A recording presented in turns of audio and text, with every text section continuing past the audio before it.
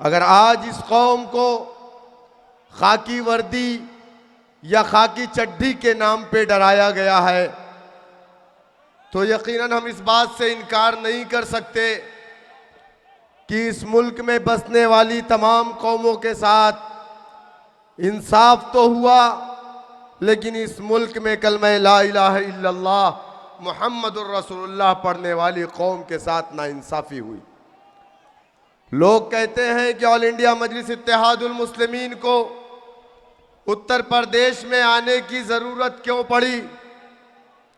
मैंने कहा कि अगर उत्तर प्रदेश के अंदर नाम नहाज सेकुलर पार्टियों ने मुसलमानों के साथ इंसाफ किया होता तो मजलिस इत्तेहादुल मुस्लिमीन उत्तर प्रदेश में नहीं आती। 2013 में जब मैं उत्तर प्रदेश से हैदराबाद का सफ़र किया, मैंने अपनी ज़िंदगी में पहली मर्तबा हैदराबाद का सफ़र किया था।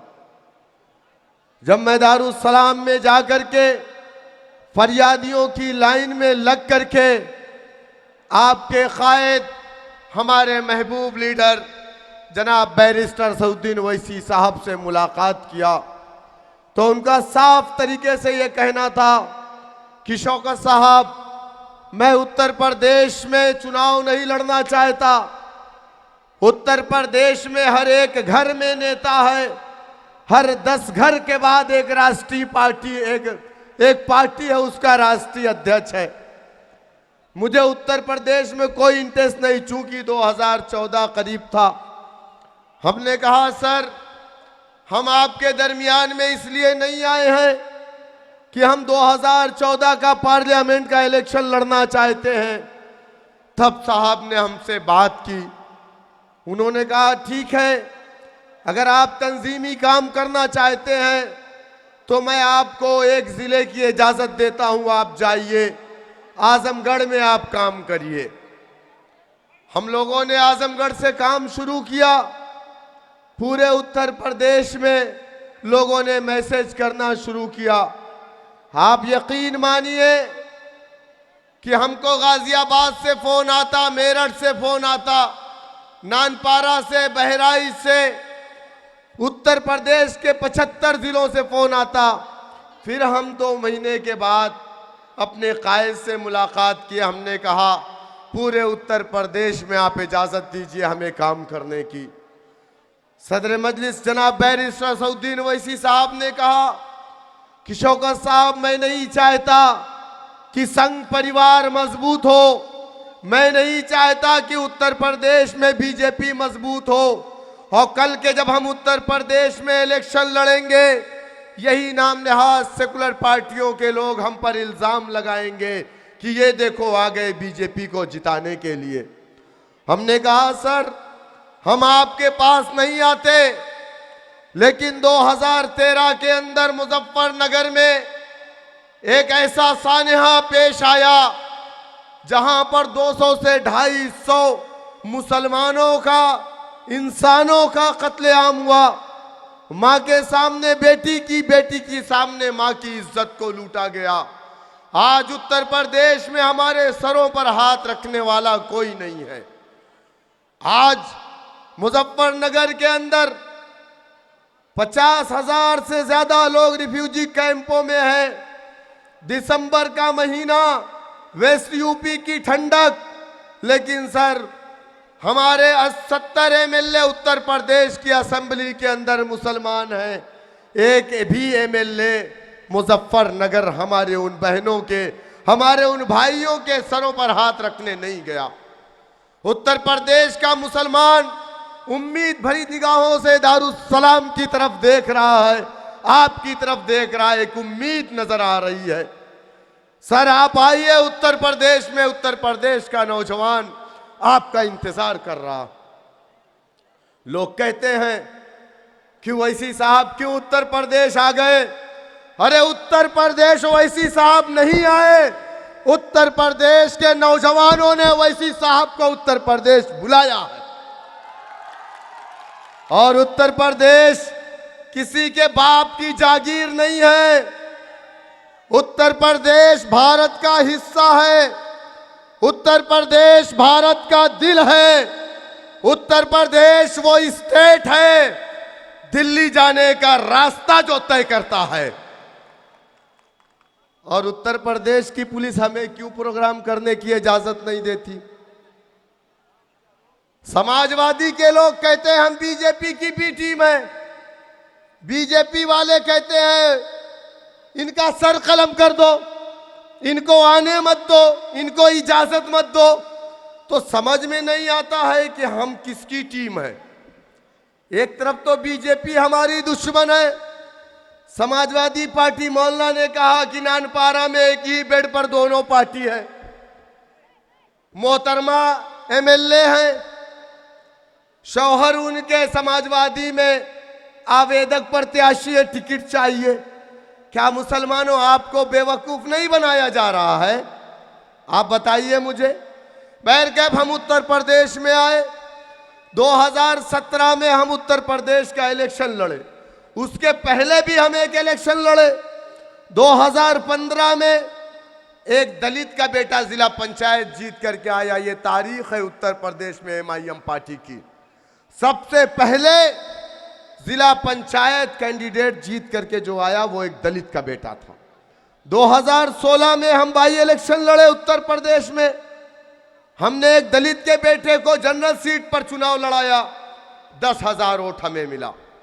28 मरतबा समाजवादी पार्टी ने या तो हमारी परमिशन को कैंसिल किया या तो बैरिस्टर साहब को आने से रोक दिया। हमें उत्तर प्रदेश में नहीं आना।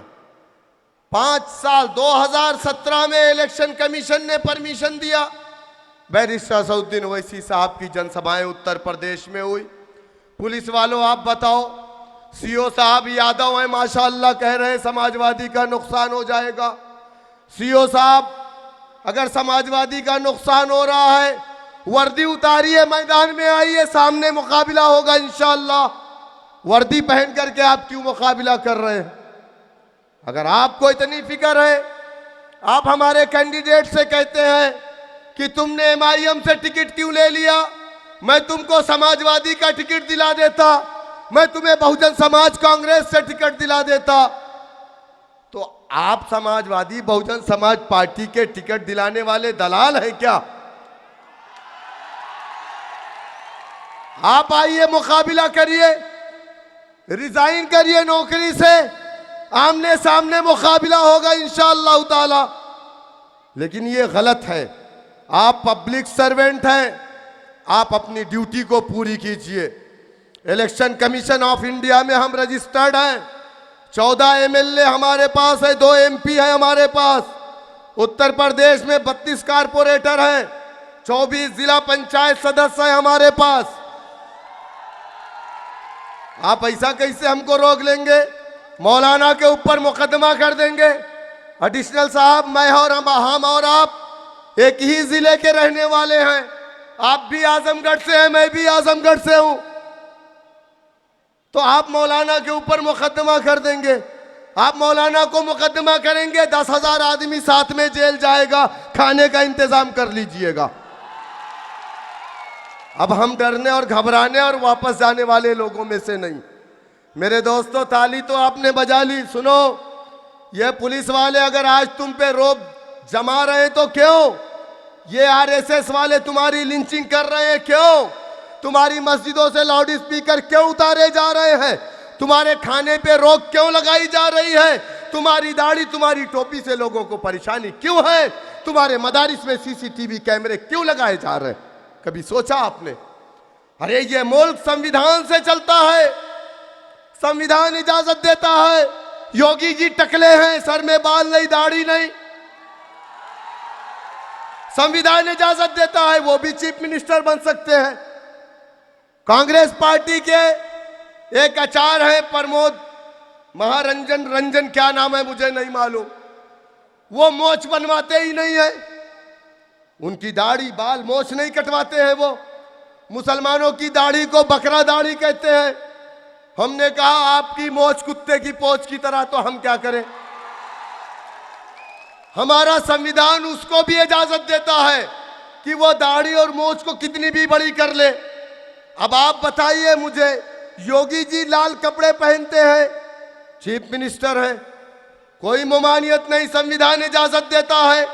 इलाहाबाद, प्रयागराज, उत्तराखंड के अंदर लोग बगैर कपड़े के नहाते हैं, टेलीविजन पे दिखाया जाता है, हमारा संविधान इजाजत देता है। लेकिन क्या इस देश में कुत्ता खाने वाले नहीं हैं, बिल्ली खाने वाले नहीं हैं, सूअर खाने वाले नहीं हैं, मुर्गी खाने वाले नहीं हैं, बकरा खाने वाले नहीं हैं? सड़कों पे बिकता है, किसके पास लाइसेंस है बताओ आप? लेकिन आपको इजाजत नहीं है। क्यों? कभी सोचा आपने? इस देश में मुख्तलिफ मजहब के लोग रहते हैं, कोई रावण को मानता है, कोई राम को मानता है। इस देश में रावण की पूजा करने वाले भी, राम की पूजा करने वाले भी। आप बताइए, लेकिन किसी को कोई ममानियत है? नहीं है। किसी के धर्म में मुदाखलत है? नहीं है। आपके धर्म में मुदाखलत है। कभी आपने सोचा?